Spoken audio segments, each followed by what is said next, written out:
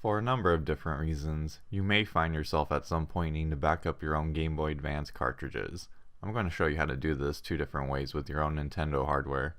First thing you will need to do is download the GBA link cable dumper by Fix94, then the Game Boy Interface homebrew, or more commonly known as GBI by Extremes.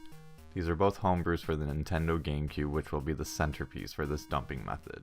As for the two pieces of non-Nintendo hardware we will be utilizing, one is a common SD card and the other is an SD Gecko device for the GameCube.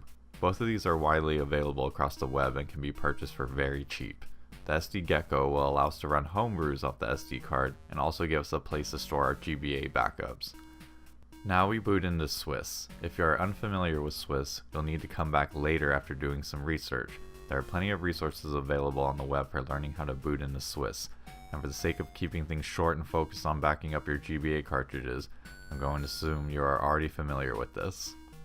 First, we will back up our GBA games using GBI. GBI is a homebrew that utilizes the Game Boy Player add-on for the GameCube. GBI is widely used as an alternative to the Game Boy Player disc, which is now rare and rather expensive. Without it, a Game Boy Player is useless, unless you utilize GBI, and some would even argue GBI is a better way to play your Game Boy games. So we launched GBI with our Game Boy Player empty of any Game Boy cartridges, and we are greeted with this blue screen.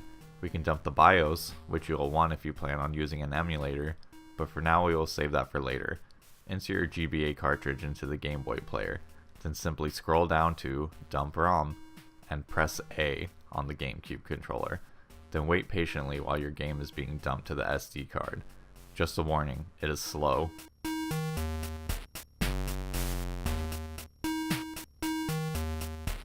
Once it is finished, it will bump you back to the options screen.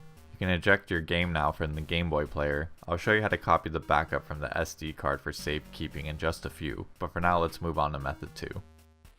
In this second method, we'll be using Fix94's GBA link cable dumper. This method utilizes the GBA itself to read the cartridge, then makes a backup to the SD Gecko through the GBA to GameCube link cable. Pretty neat. Just launch the homebrew from Swiss like we did before. This time we are greeted with a black screen. Now all we have to do is follow the on-screen instructions. Go ahead and plug in your link cable to the GBA and the GameCube. Then power on the GBA without the cartridge inserted. Wait for further on-screen instructions.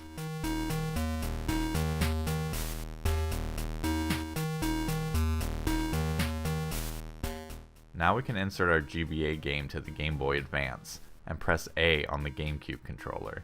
Once again we wait, this time even longer, but it's nice that this homebrew gives you an ETA of when the dump will finish.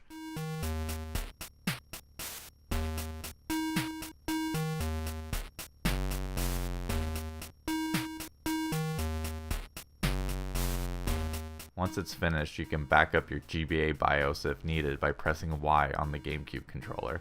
This dump is very fast.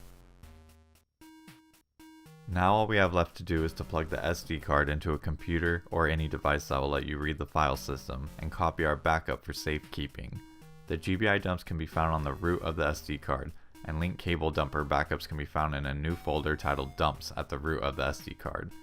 I also thought it might be worth mentioning that this can also be done on a Nintendo DS, but since I don't currently own that hardware, I was unable to demonstrate this method for you.